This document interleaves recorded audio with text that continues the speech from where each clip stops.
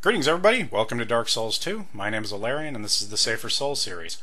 In this video we're going to be looking at the second available summon for the Benhart of Jugo achievement chain, and that is the Looking Glass Knight in Drangleic Castle.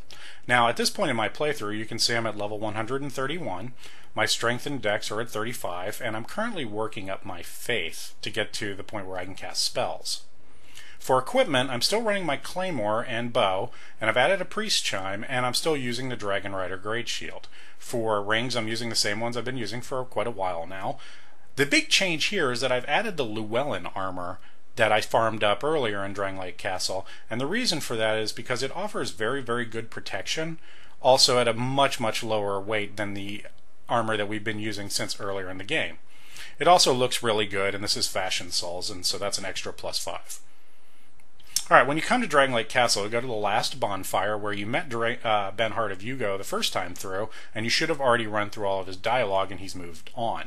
Now, as a point of disclosure, I've already cleared out most of the mobs before the fog wall as a part of gaining the Llewellyn armor, and I do suggest you do that. It is worth the time and effort to do that.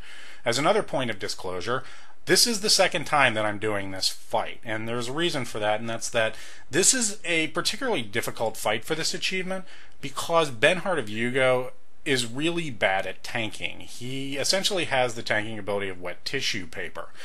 Unfortunately, he also is very good at gaining aggro, and the mechanics of this fight allow him to do that. So this is one of the few times I'm going to say that if you're doing this specifically for the achievement, I highly recommend summoning in any other players to help you to give yourself the best chance at keeping him alive.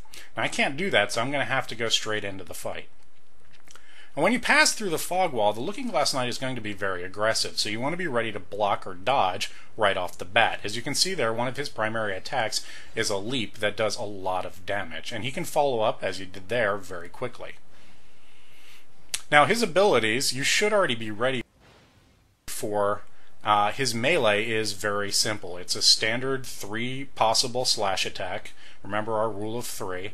And it's easy to block. It does not do a whole lot of endurance damage. His other attack you saw right there again is that leap.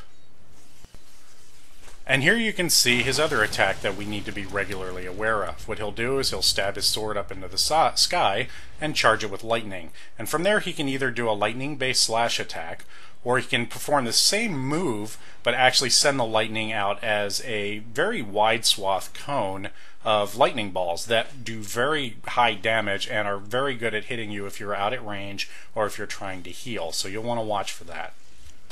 You also need to be very aware of his shield. Now, unlike many other fights, the Looking Glass Knight does not need to be actively blocking in order for his shield to be effective. So if you are meleeing him from the side that his shield is on, or you are casting spells at his shield, they will simply deflect and he will do no damage.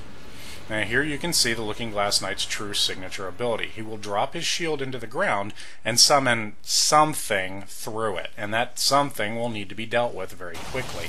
Now luckily when the NPC comes through the shield, it's very stunned for a moment, and you can get a lot of damage in and finish it off very quickly if you're aware of it and you anticipate it.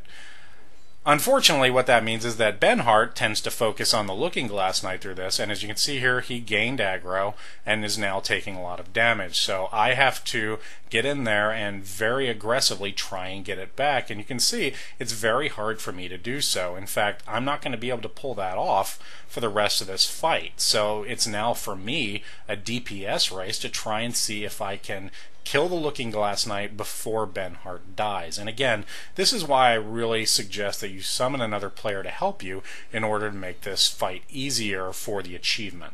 Now I think Benhart's almost dead here, but he gets up and we get real fortunate and he finishes off Looking Glass Knight right there. But again, I'm going to say it every time, if you're doing this solely for the achievement, summon a player. If you're on New Game Plus, definitely summon a player.